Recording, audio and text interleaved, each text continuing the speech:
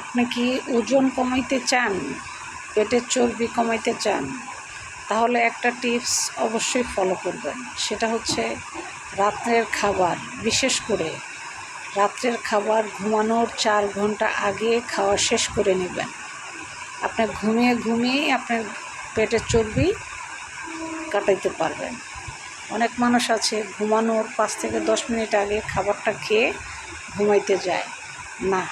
খাবার খাবেন হচ্ছে ঘুমানোর, বিশেষ করে রাত্রের খাবার ঘুমানোর 4 ঘন্টা আগে খাবার খাবেন। এতে করে আপনার শরীরও ভালো থাকবে, আপনার শরীর শুকাইতে সহযোগিতা করবে।